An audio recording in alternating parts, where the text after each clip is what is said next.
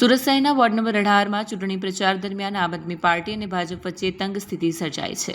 વાઘાણીએ આરોપ લગાવ્યો છે કે ભાજપના નેતાઓ અને કાર્યકરોએ વોર્ડ નંબર 18ના આપ ઉમેદવાર ગૌતમ પટેલને બંધક બનાવી લીધા હતા। ધમકી આપી ફોર્મ પાછું ખેંચાવવા માટે રાત્રિથી જ દબાણ શરૂ કર્યું હતું। તેમણે એમ પણ કહ્યું કે આ કૃત્યમાં પોલીસ પણ ભાજપના ઇશારે કામ કરી રહી છે, જે ગેરબંધારણીય અને લોકશાહી વિરોધી છે। જોકે પાછળથી રજનીકાંત વાઘાણીએ જણાવ્યું કે તેમણે ગૌતમ પટેલને સહી સલામત જગ્યાએ પહોંચાડી દીધા છે। ઉમેદવાર ગૌતમભાઈ પટેલે પણ પોતાની સ્થિતિ સ્પષ્ટ કરતા કહ્યું, હું ચૂંટણી લડવા તૈયાર છું। વાઘાણીએ ચેતવણી આપતા કહ્યું કે ભાજપના નેતાઓ તથા તેમના ઇશારે કામ કરતી પોલીસ ખોટા દબાણ અને હરકતો બંધ કરે, ઉમેદવારોને દબાવવાની કોઈપણ કોશિશનો મજબૂત જવાબ આપવામાં આવશે। આ મામલે હાલ સુધી ભાજપ અથવા પોલીસ તરફથી કોઈ સત્તાવાર પ્રતિક્રિયા મળી નથી। જોકે સ્થાનિક પોલીસ સૂત્રોએ જણાવ્યું છે કે તેઓ ફરિયાદના આધારે તપાસ કરશે। આ ઘટનાએ ચૂંટણી પંચનું ધ્યાન ખેંચ્યું છે અને આગામી કલાકોમાં આ મામલો વધુ તાગ લેવાની શક્યતા છે।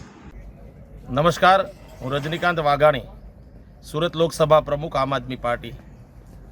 આજે સવારે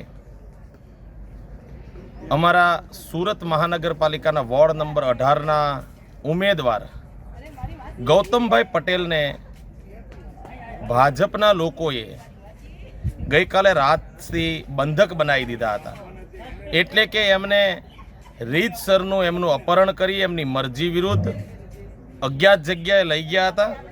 ગઈકાલે સવારથી ખૂબ પ્રયત્નો થતા હતા એમના ફોર્મ પરત ખેંચાવવા બાબતના, પણ માનનીય ગૌતમભાઈ પટેલ મજબૂત મનોબળના વ્યક્તિ હતા અને એ એવું કહી રહ્યા હતા કે જનતાની સેવા માટે હું તો આ મેદાનમાં ઉતર્યો છું તો લડીશ, પણ ગૌતમભાઈ ડરી જાય, ગૌતમભાઈ ફોર્મ પરત ખેંચી લે માટે ભાજપના તમામ નેતાઓએ ખૂબ ખરાબ રીતે દબાવવાની કોશિશ કરી, ડરાવવાની કોશિશ કરી। પણ સવારમાં મને જાણ થતાં હું એમની શોધખોળ કરતાં કરતાં અડાજણ સ્થિત પહોંચ્યો અને ત્યાંથી ગૌતમભાઈ એક ફોર્ચ્યુનર ગાડીની અંદર એક ભાઈ એમને બેસાડીને જતા હતા, એમને મેં રસ્તાની અંદરથી ઊભા રાખ્યા અને મને ગૌતમભાઈએ એવું કીધું કે હું ચૂંટણી લડવા તૈયાર છું, ભાજપ દ્વારા મને ફોર્મ ખેંચવાની ધમકીઓ આપવામાં આવે છે અને એમને મેં ત્યાંથી મારી ગાડીમાં બેસાડ્યા અને અત્યારે એમને સહી સલામત રીતે એમના પોતાના સ્થળ ઉપર હું લઈ આવ્યો છું।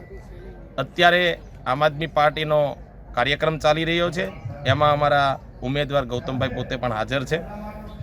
આ ભાજપની આખી આ જે ચાલ છે એ આમ તો ઘણા વર્ષોથી હવે એમની ટેકનિક બની ગઈ છે, પણ એ એક સમયની કોંગ્રેસ હતી કે જેમાં પ્રતિકાર નહોતી કરતી, આમ આદમી પાર્ટી છે।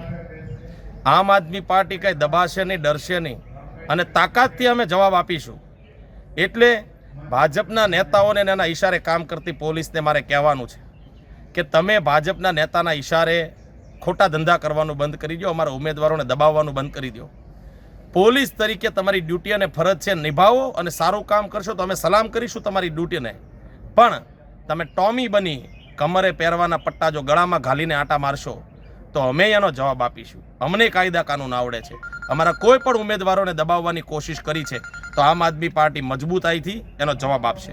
આભાર। ભારત માતા કી જય।